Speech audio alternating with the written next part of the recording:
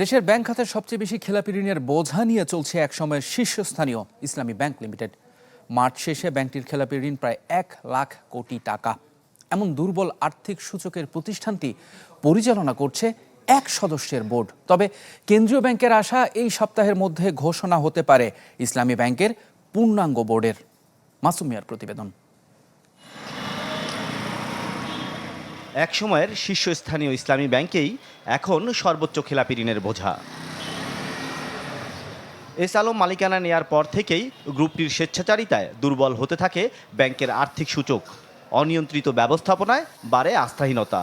সম্প্রতি নিয়ন্ত্রণের দ্বন্দ্বে তারল্য সংকটেও পড়ে প্রতিষ্ঠানটি।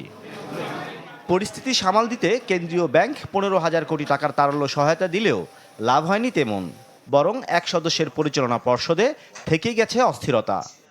একজন লোক মিলে কোনো বড় কোনো ডিসিশন বা বড় কোনো অ্যাপ্রুভাল কোনো কিছু করতে পারবে না। একজনের পক্ষে করলে এটা ডিজাস্টার হয়ে যেতে পারে।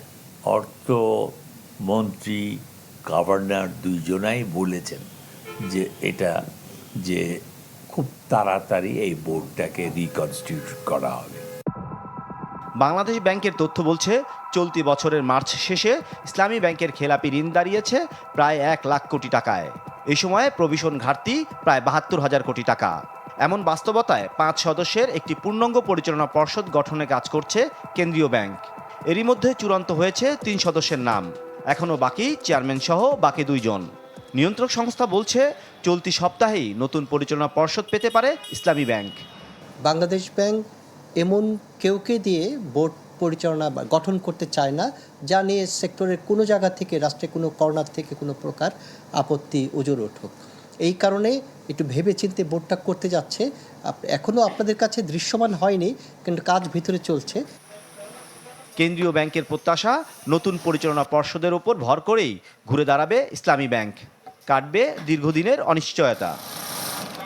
মাসুম মিয়া, চ্যানেল 24, ঢাকা।